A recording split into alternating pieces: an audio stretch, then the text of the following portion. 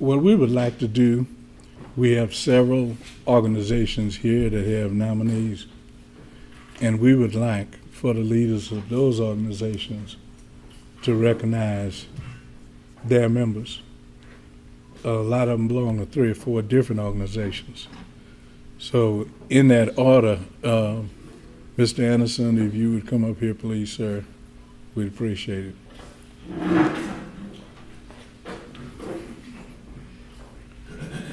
Mr. Anderson is our leader with the NAACP Armed Forces Committee.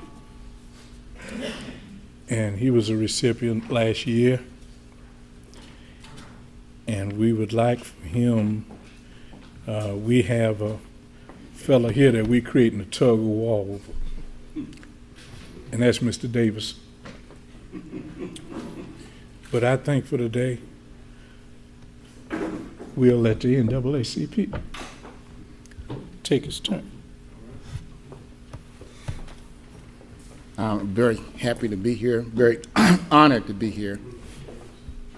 The young lady that came up just before said something, and I'm a pretty strong guy, at least I think I am, former first sergeant, acting command sergeant major, but every now and then something hits you. And she said the ones that came back. I want you all to think about that. We take for granted a lot of things. A lot of folk that are sitting in here have not been in a war zone. And I didn't go to Vietnam, thanks to my mom. I was going to join the Marines. She said, no, you're going to school. So 66 to 1974, from college to graduate school, the war was pretty much over by the time I got out. So at 33, 3 years after the birth of my son, I said, you know, I need to do something. So I said, well, I'll join the reserve for a couple of years. 22 and a half years later,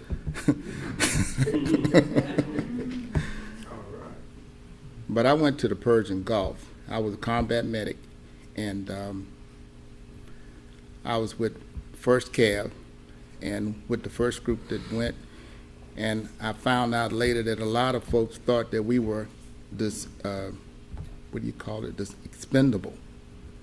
And they didn't expect us back, but thanks to Schwarzkopf and Colin Powell, we did a maneuver, and praise the Lord, we're here. We're back.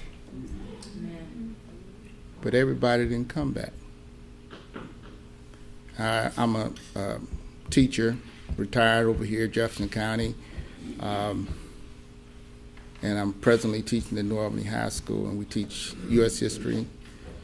And I make sure I show the Tuskegee Airmen film every year. And I have plans to get the Mumford Point Marine film to our ROTC unit. But we don't, this thing that she said, we came back. We're not the heroes. The heroes are the ones who did not come back. Mm-hmm. And every day that I live, I try to set an example and also lift our young men and women and make them aware of the sacrifice that was made in order for us to even be here. So I just want to say to each one of you, my dear brother, Shedrick Jones, does his best to try to honor those that have been involved in our community. And it's a small token, but it's something special that somebody's taking the time to say, thank you. Mm-hmm. Thank you.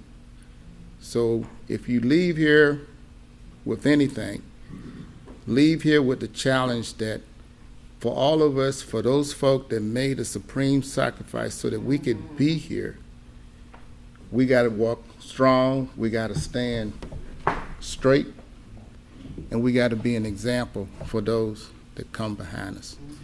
I want to say again to the Tuskegee Airmen, they fought 2 wars.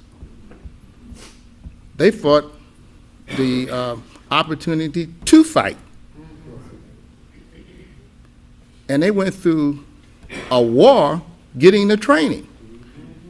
And then they showed their mettle in combat.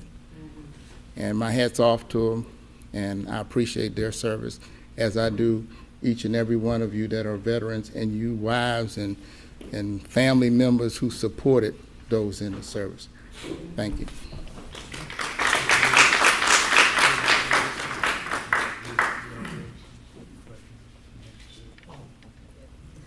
This is the award for Rudolph Davidson for community service in the environment, in the area of environment. So, you will receive the award.